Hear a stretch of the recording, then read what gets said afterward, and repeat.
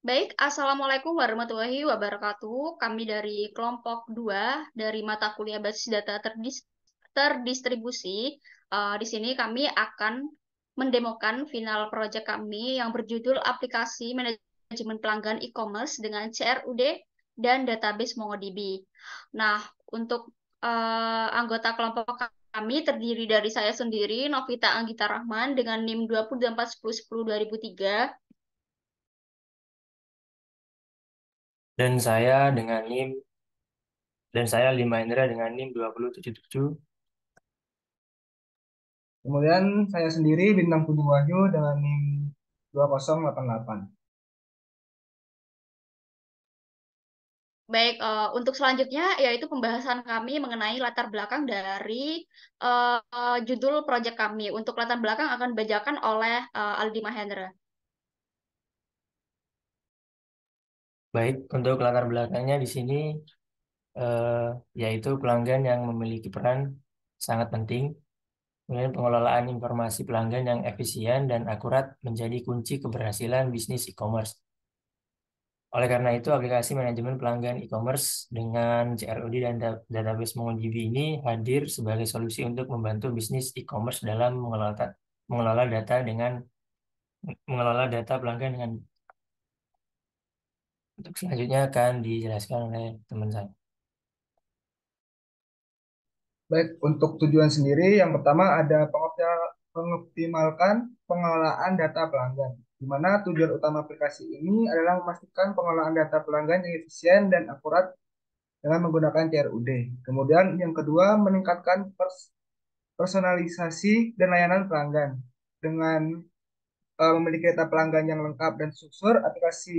Aplikasi ini membantu bisnis e-commerce dalam menyediakan layanan yang lebih personal kepada pelanggan. Kemudian yang ketiga, meningkatkan efisiensi operasional, di mana aplikasi ini dirancang untuk meningkatkan efisiensi operasional dalam pengolahan data pelanggan. Dengan kemampuan CRUD yang mudah digunakan, bisnis dapat dengan cepat akses, memperbarui, dan menghapus data pelanggan yang relevan. Kemudian selanjutnya akan dilanjutkan oleh teman saya. Baik, untuk landasan teori di sini kami menggunakan acuan yang pertama yaitu pengetahuan mengenai React.js, kemudian yang kedua yaitu CRUD. Di sini kami eh, acuan pengetahuan tentang CRUD, kemudian yang tiga yaitu MongoDB. Jadi sebelum mengimplementasikan final project kami di sini, kami juga membutuhkan aplikasi MongoDB. Jadi kita menginstal terlebih dahulu aplikasi MongoDB ini. Kemudian untuk selanjutnya yaitu metodologi. Yang pertama yang saya bahas adalah alat dan bahan. Jadi pada pengerjaan proyek ini digunakan beberapa alat dan bahan. Yang pertama yaitu komputer kita sendiri, yaitu kemudian IDE, kita menggunakan Visual Studio Code. Kemudian yang ketiga yaitu MongoDB sebagai manajemen basis data NoSQL-nya yang akan digunakan sebagai penyimpanan data tadi yang kita install tadi. Kemudian Node.js sebagai JavaScript-nya untuk menjalankan kode backend aplikasi. Kemudian Express.js sebagai kerangka kerja aplikasi web yang akan digunakan untuk membangun API backend itu sendiri. Untuk bahannya di sini kami menggunakan dataset pelanggan dari e-commerce tadi. Untuk tahap pengerjaan akan dijelaskan oleh saya yaitu di sisi backend. Mungkin di sini saya akan share screen sendiri.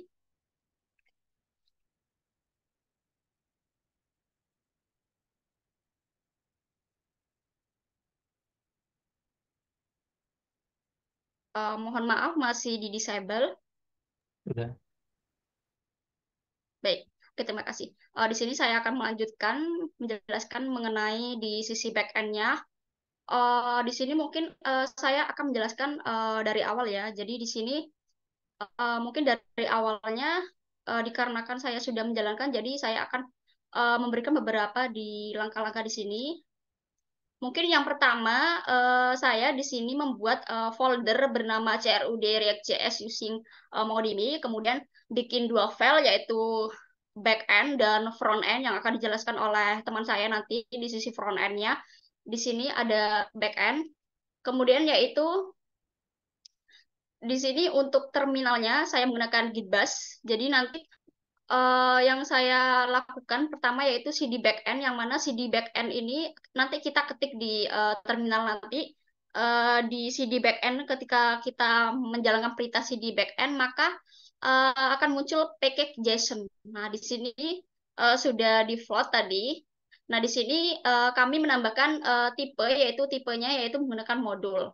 Nah, untuk selanjutnya yaitu uh, ketik npm init y. Nah, ini berguna membuat folder bernama package JSON tadi.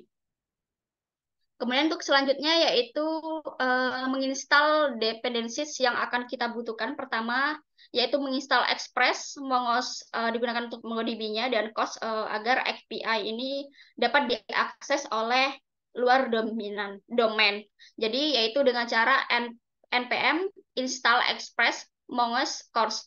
Nah, di sini karena saya sudah menjalankan, maka saya akan menunjukkan SS-an yang sudah saya kerjakan di sini sebelumnya, yaitu akan menjalankan perintah seperti ini. Kemudian selanjutnya yaitu kita buka di package JSON. Nah, ini uh, sudah sesuai. Nah, di sini sudah ada CORS, Express, dan Mongoose. Di sini sudah ada ya. Kemudian untuk selanjutnya yaitu membuat entry point package JSON berupa file namanya index.js. Nah, di index.js ini kita mengimport beberapa yang kita butuhkan. Yang pertama yaitu Express, nih sini Express, kemudian import Mongoose, install Mongoose, dan import cost di sini, dan import user root nanti bikin agar terkoneksi dengan user root di sini nantinya. Di sini.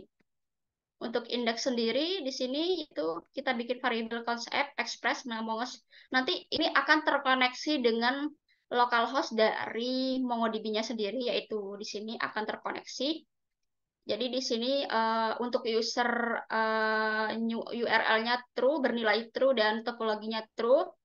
Kemudian untuk const DB-nya yaitu di sini jika error akan memunculkan error, dan untuk jika kita membuka maka di sini akan memunculkan pesan database connected.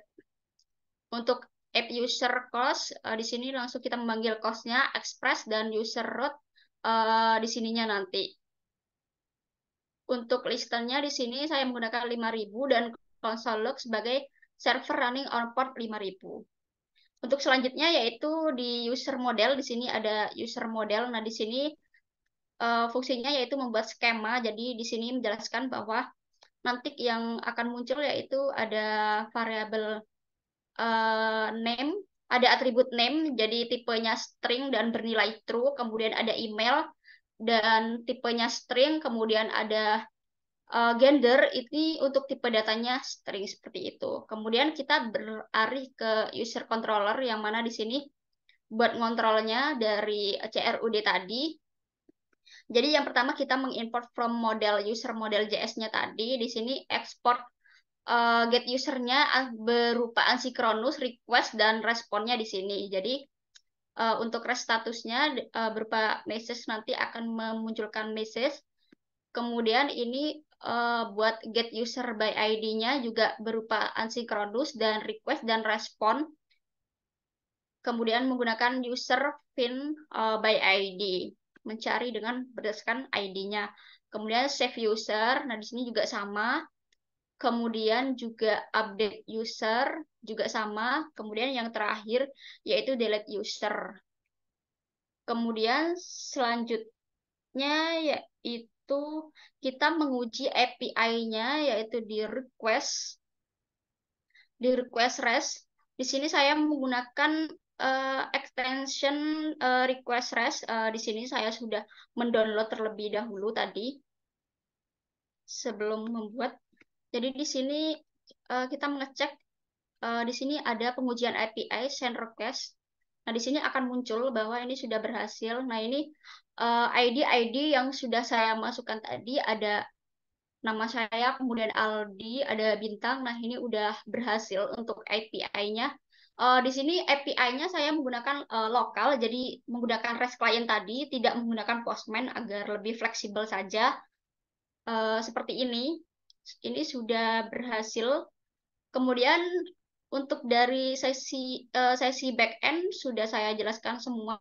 Mungkin untuk lebih jelasnya nanti saya akan berikan codingan ini nanti di laporan. Kemudian selanjutnya yaitu penjelasan mengenai sisi front end akan dijelaskan oleh teman saya Aldi Mahendra dan Bintang Kujung Wahyu.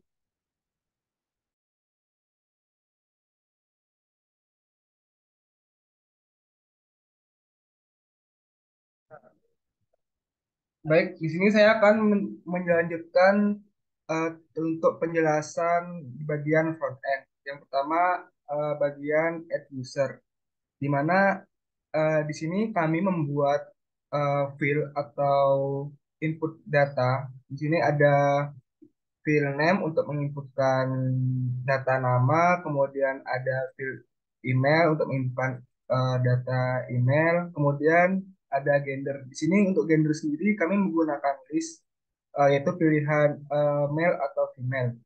Kemudian ada button untuk save atau menginput datanya. Kemudian lanjut ke bagian edit user. Untuk bagian edit user sendiri mungkin hampir sama di bagian add data. Eh, di sini kami membuat juga file mengubah inputan datanya. Di sini ada name, kemudian juga gender dan juga button untuk submit datanya. Baik, untuk selanjutnya mungkin dijelaskan oleh teman saya. Baik, untuk user listnya di sini kita membuat list. Di dalamnya itu ada kolom, kemudian ada tabel berisikan nomor, nama, email, gender, dan aksi. Kemudian untuk user map ini untuk menghubungkan user index, kemudian nanti akan ditambahkan satu, seperti itu. Ini ada button on click, delete user. Untuk pendemoannya akan ditampilkan oleh teman saya Novita.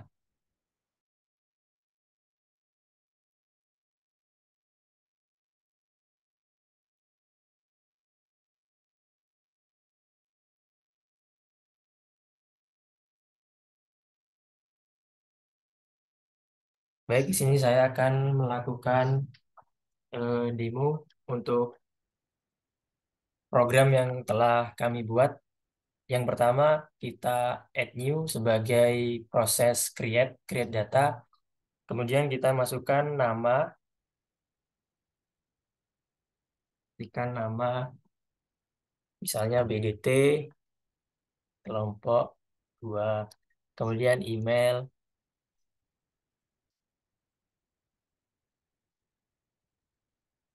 BDT12@gmail.com. Untuk gendernya di sini ada opsi yaitu male dan female dari penggunaan list tadi. Kemudian setelah eh, data terisi semua, kita lakukan save untuk menyimpan. Nah, maka data yang telah kita buat akan muncul di bawah otomatis. Kemudian untuk edit datanya sendiri, kita juga sama caranya, yaitu menginputkan nama, kemudian email, dan pemilihan gender. Kemudian dari edit ini kita klik update.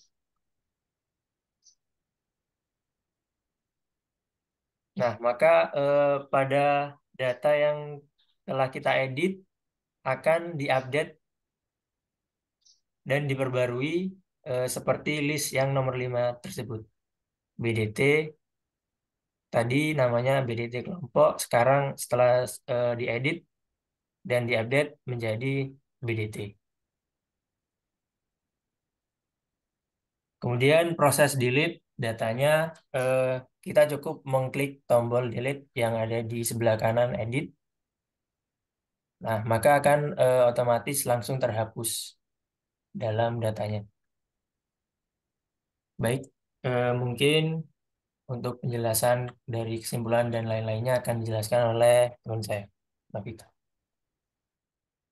Baik, mungkin sudah selesai ya untuk pendemoan dari aplikasi yang kami buat dari kelompok kami dijelaskan oleh Aldi tadi.